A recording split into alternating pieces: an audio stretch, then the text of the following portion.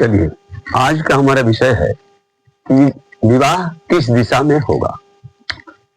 विवाह किस दिशा में होगा, इसको जानने के लिए सबसे पहले हमको समझना होगा कि विवाह के लिए किस घर को देखना है, यानी लगन कुंडली।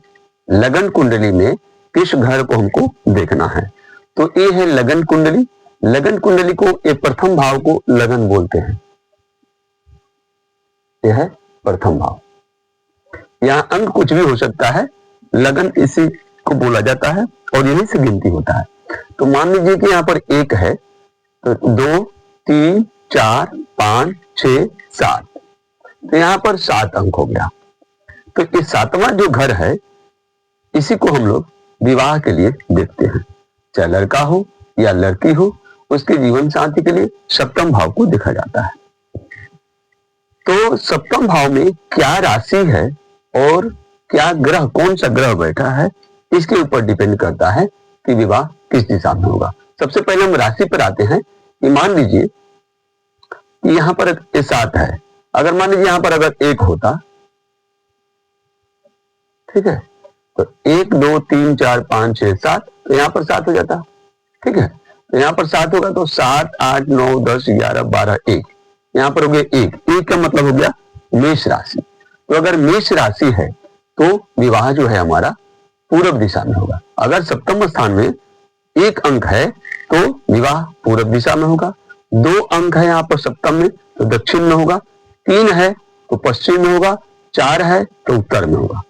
फिर आते हैं 5 है तो पूर्व, 6 है दक्षिण, 7 है पश्चिम, 8 है तो उत्तर, 9 है तो पूर्व, 10 है दक्षिण, 11 है पश्चिम, 12 है तो उत्तर। यानी 1, 5, 9 अगर राशि यहां पर होगा, 1, 5, 9 राशि यहां पर होगा, तो समझ लीजिए कि विवाह का संभावना पूर्व दिशा में होने की है। ठीक है, अब आते हैं यहां पर अगर मान लीजिए 2 है या 6 है या 10 है, 2 है या 6 है या 10 है, तो विवाह आपका दक्षिण दिशा में होने की संभावना रहेगी।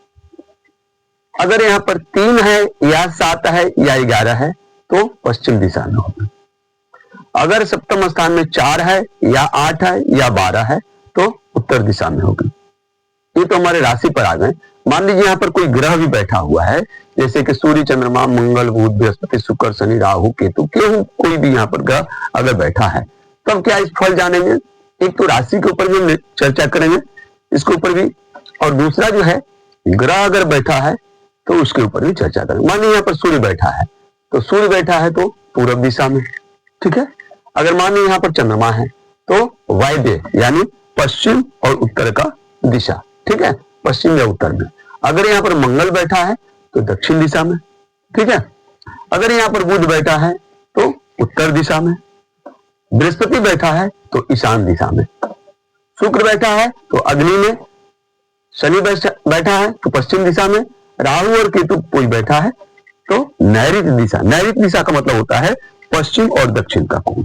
ठीक है, अग्नि दिशा का मतलब होता है पूरब और दक्षिण का कोण। ठीक है, ईशान का क्या मतलब होता है, पूरब और उत्तर का कोण। ठीक है, तो यहां पर हो गया हम सूर्य, चंद्रमा, मंगल, बुध, बृहस्पति, शुक्र, शनि, राहु, केतु, कोई भी ग्रह बैठा है तो इसके अनुसार निर्णय निकालेंगे। और दूसरा अगर राशि के ऊपर भी निर्णय निकालेंगे तो दोनों को मिला जुला करके हमको निष्कर्ष निकालना है कि किस दिशा में होने की संभावना है। ये ज्यादा करके कुंडलियों पर मैंने सटीक पाया है। इसका रिजल्ट आप अपने कुंडली पर भी बैठा करके देख लीजिए क्या रिजल्ट आपका आता है। ठीक है।